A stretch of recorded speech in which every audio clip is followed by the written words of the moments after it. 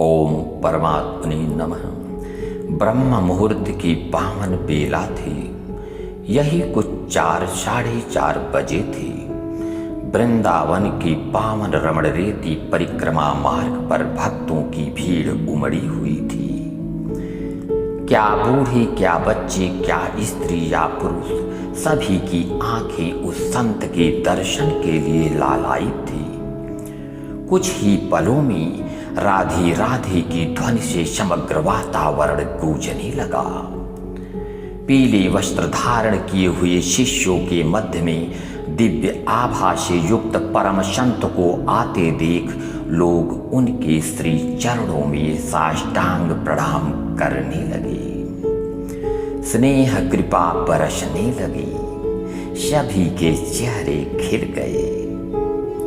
ऐसी दैवी आभा से युक्त वृंदावन स्थित श्री हित राधा केली कुंज आश्रम के महान संत हैं श्री प्रेमानंद जी महाराज, जो दोनों किडनी खराब होने के बावजूद अपनी शारीरिक वेदना को भुलाए हुए श्री राधा लाडली के प्रेम में रात दिन मग्न हैं।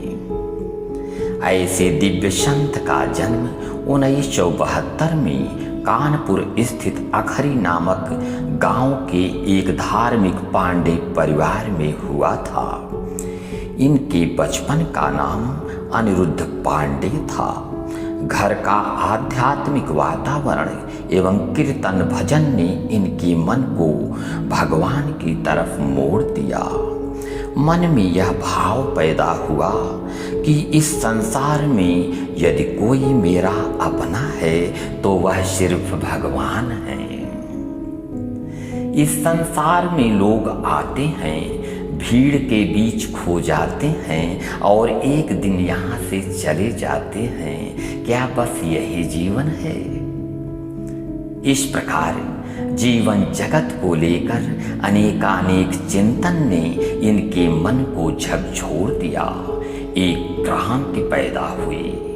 अंततः मात्र 13 वर्ष की अवस्था में घर छोड़कर परमात्मा की खोज में निकल पड़े और जा पहुंचे भोलेनाथ की नगरी काशी में।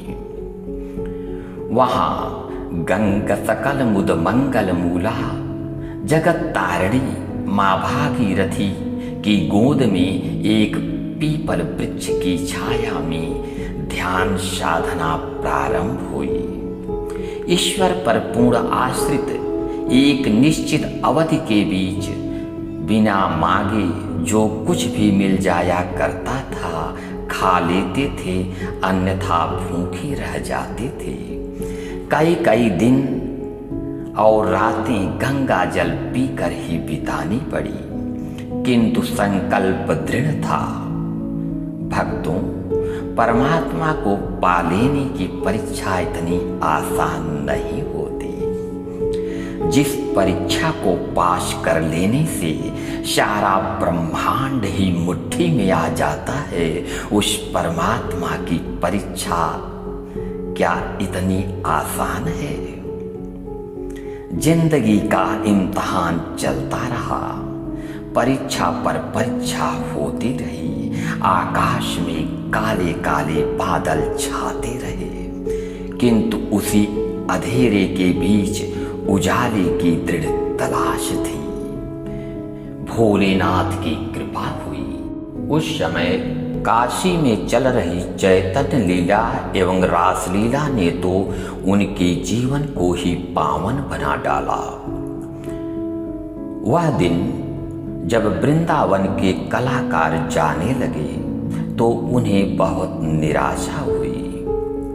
बाबा भोलेनाथ की सदिच्छा से मंडली के संचालक महोदय ने उनसे कहा कि बाबा, बस एक बार तू वृंदावन आ जा, बिहारी तुझे छोड़ेंगे नहीं।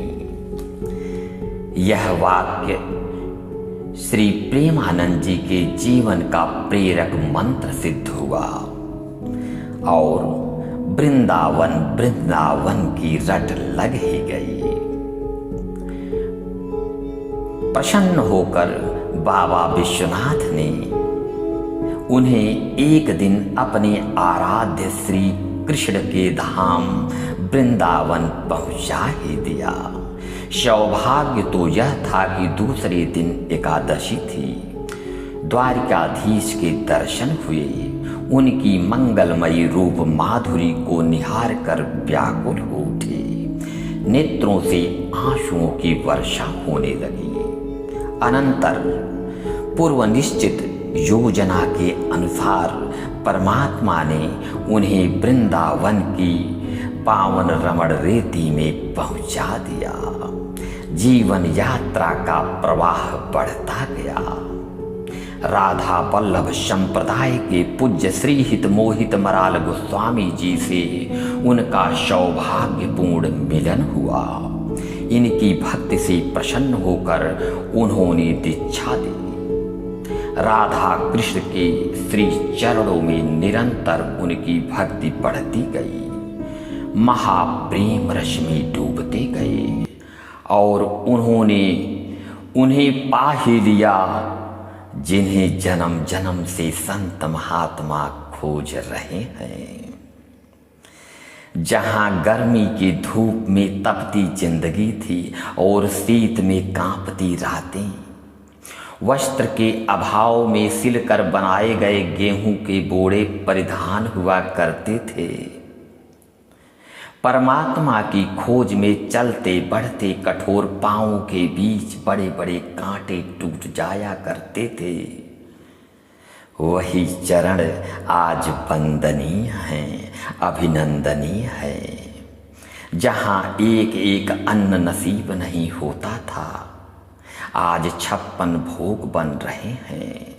जहां अकेली उपेक्षित दर दर भटकती जिंदगी थी, वहीं आज रिद्धियां सिद्धियां उनके चरणों में लौट रही हैं। किंतु प्यारे, जो उसे पा लेता है, उस संत को, उस फकीर को तो और की जरूरत ही नहीं रह जाती। लोक मंगल साधना ही जिनके जीवन का व्रत है, जो लोगों के प्रश्नों के बीच अपनी ज्ञान गंगा को प्रवाहित करते हुए लोगों को प्रभु मार्ग पर प्रेरित कर रहे हैं, ऐसे समदर्शी निष्प्रिय संत को हम बार बार प्रणाम करते हैं, बार बार प्रणाम करते हैं।